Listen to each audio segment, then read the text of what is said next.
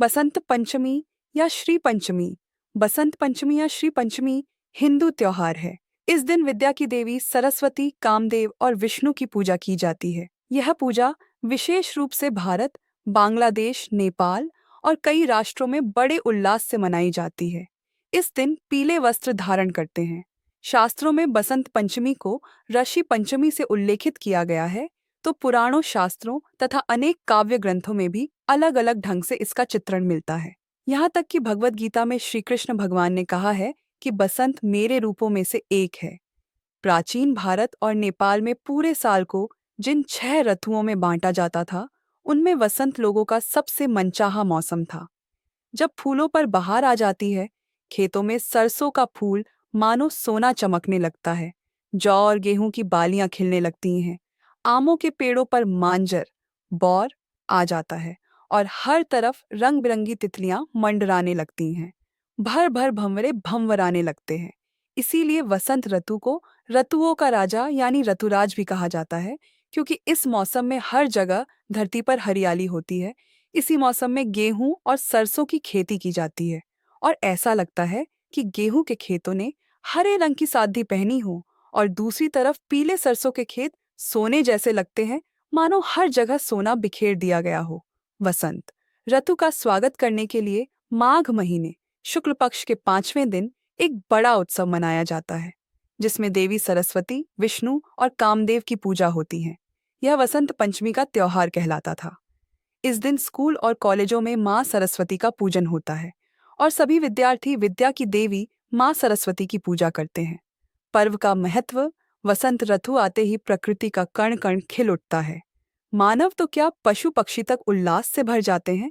हर दिन नई उमंग से सूर्योदय होता है और नई चेतना प्रदान कर अगले दिन फिर आने का आश्वासन देकर चला जाता है। यूं तो माघ का यह पूरा मास ही उत्साह देने वाला है, पर वसंत पंचमी, माघ शुक्ल का पर्व भारतीय जनजीवन को अनेक तरह से प्रभावित करता है। प्राचीन काल से इसे ज्ञान और कला की देवी माँ सरस्वती का जन्मदिवस माना जाता है। वसंत पंचमी के बारे में और कुछ अद्भुत तथ्य।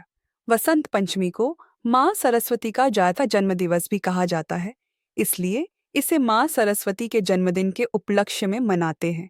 इसके पीछे एक छोटी सी कहानी है।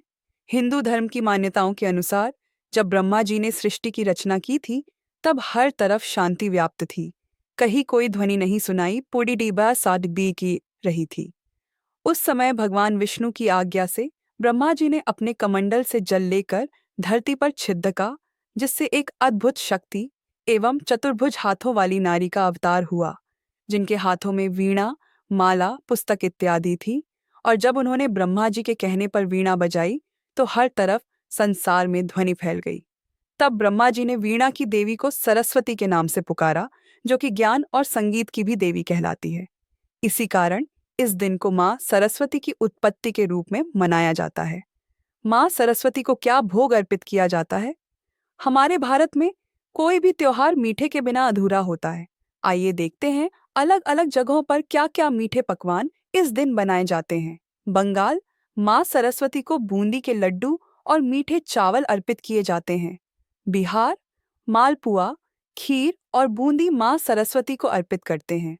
उत्तर प्रदेश, यहाँ भगवान कृष्ण को केसरिया चावल अर्पित करते हैं। पंजाब, यहाँ मीठे चावल, मक्के की रोटी, सरसों का साग खाया जाता है। पूरा देखने के लिए आपका धन्यवाद।